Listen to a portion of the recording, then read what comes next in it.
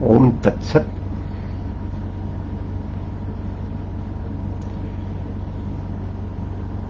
पितामह से एक कथा सुने।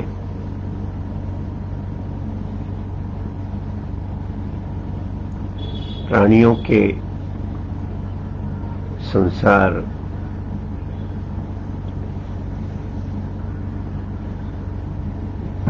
एक हाथी था, या मैं वापस आता हूं रिवर्स डायरेक्शन में। एक राजकुमार था जो बड़ा अत्याचारी ऐसा माना जाता था।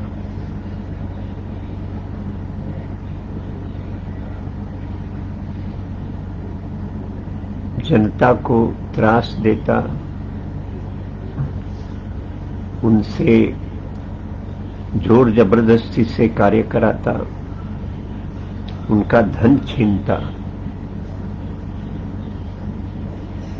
महिलाओं पर अत्याचार करता। बड़ा कठोर दिल मन वाला ऐसा माना जाता था। श्री गौतम बुद्ध एक बार वहां उस नगर में पधारे अपने शिष्यों के साथ। वहां डेरा लगाया। शाम के समय सत्संग होता था और दिन भर शिष्य नगर में विचरते, जनता से मिलते, भिक्षा लेकर भोजन अपना करते और वहीं कहीं आराम कर लेते, शाम के सत्संग में भाग लेते। यह उनकी दिनचर्या। तो सबको आश्चर्य हुआ एक दिन जब राजकुमार आया और गौतम बुद्ध से संन्यास दीक्षा मांगा। उसने शिष्यों में से कुछ लोगों ने कहा कि इसे संन्यास दीक्षा देना नहीं चाहिए, यह बड़ा क्रूर है, अत्याचारी है, बदनाम है, तो इसे संन्यास दीक्षा नहीं देना चाहिए, उसके लिए योग्य नहीं, ऐसे कुछ शिष्यों का कहना था। परंतु गौतम बुद्ध उसे अगले दिन सुबह आने कहते हैं। स्नान संध्या के बाद वह आता है और उसे भिक्षुकी की संन्यास दीक्षा देते हैं और उससे कहते हैं कि उस राजमार्ग एक मार्ग पर वह अपना दिन बिताए, भिक्षा वहीं मांगे, वहां स्थित घरों में, रात्रि वहीं निद्रा ले, कहीं रास्ते पर कहीं सत्संग में आए। तो भिक्षा लिया हुआ, दीक्षा तो ले लिया, अब भिक्षा के लिए उस मार्ग पर जाता है। एक घर में जाता तो वह घर का जो यजमान है इसे पहचानते कि यह वही क्रूर राजकुमार, तो उसे कुछ देते नहीं, बस अपना दरवाजा बंद कर लेते। दूसरे घर में जाता तो वही अनुभव, यह वह अत्याचारी राजकुमार, वहां भी कुछ नहीं मिलता। तीसरे घर में जाता, वहां भी कुछ नहीं मिलता, दिन भर भूखा ही रहता।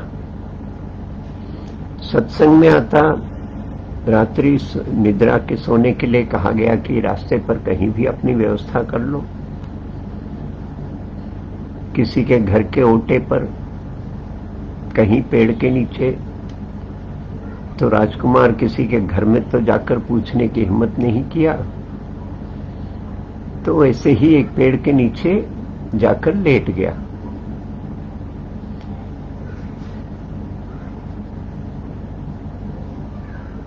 तो उसको लगा कि रास्ते पर इतने कुत्ते हैं, इतने मच्छर हैं, राजकुमार तो महल में अब आज तक रहा है,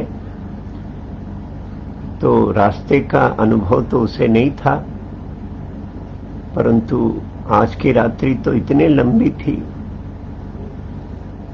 उसे निद्रा नहीं आई। कुत्तों के भौंकने से, मच्छरों के और कंकड़ पर सोया हुआ था। बड़ा मन ऊब गया। जितनी इच्छा के साथ संन्यास दीक्षा लिया था, पूरे सब सूख गए। तो उसने निश्चय किया कि सुबह पहला काम यह दीक्षा वापस करना है। सुबह उठा और गौतम बुद्ध को मिलने गया। यह जैसे ही पास आया, श्री गौतम बुद्ध ने कहा कि भाई क्यों दीक्षा वापस करने आए? इसको आश्चर्य हुआ।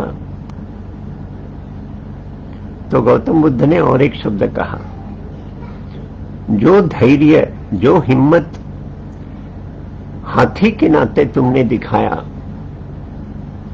आज मनुष्य के नाते उतना ही धैर्य, उतना ही हिम्मत नहीं दिखा पा रहे। तो इससे समझा नहीं ये क्या कह रहे। तो गौतम बुद्ध ने कहा, तुम पिछले जन्म में हाथी, जंगली हाथी थे। तो उन्होंने उसके माथे पर, यह भ्रूण मध्य में हाथ रखा, तो उसको अपने पूर्व जन्म का ध्यान आया। वहां का जो दृश्य उसको दिखने लगा। उसने क्या देखा? हाथी के झुंड में नेता बनकर, हाथियों का राजा बनकर यह राजकुमार जंगल में विचरण कर रहा, और उसके पीछे हाथियों का एक झुंड है, और यह मस्ती से जंगल में घूम रहा है। उस समय वहां जंगल में आग लग जाती है, और जंगली आग है तो तेजी से फैलता भी। सभी जानवर इधर से उधर तितर बितर दौड़ने लगते हैं। हाथियों का झुंड भी बिखर गया। सभी आग से अब स्वयं को बचाने के लिए दौड़ने लगते हैं। यह जो हाथियों का राजा था गजेंद्र, यह भी वैसे ही आग से बचकर भागता है।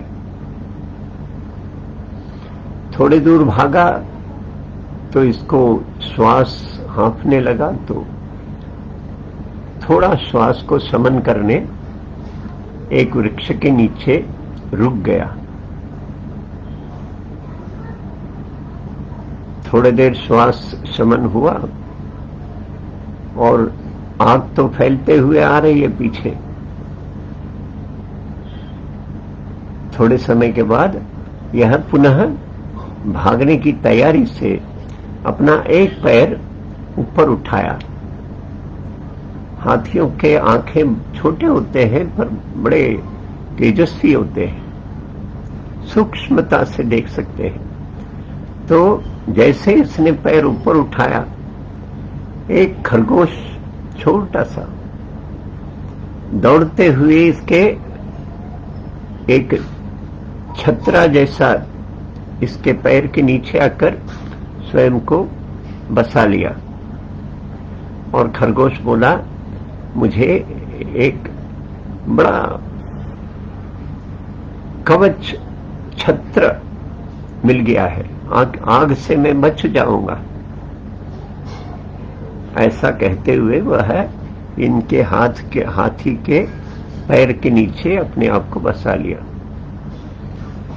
अब हाथी ने इस दृश्य को देख लिया, उसको समझ गया यह खरगोश स्वयं को आग से बचाने के लिए मुझ पर आश्रय लेकर मेरे पैर के नीचे आया है। अब यदि हाथी भागता है पैर को जैसे ही जमीन पर रखा तो खरगोश को कुचलना है। क्या करो, आग तो बस लगी रहा, पीछे आ ही रहा। तो यह पैर नीचे जमीन पर रखे बिना बस उठाया हुआ पैर उठाया रखता है हाथी गजेंद्र। थोड़े समय में आग चारों ओर से उसके चारों तरफ फैलता है और हाथी स्वयं जल जाता, वह खरगोश भी उसमें जल जाता। तो श्री गौतम बुद्ध कहते हैं, यह राजकुमार जो पिछले जन्म में हाथी था, उस हाथी के नाते उसके मन में जो कल्याण भावना, श्रेष्ठ भावना, अन्यों को हित करें ऐसी भावना, उस भावना के कारण ही वह इस जन्म में राजकुमार बना है।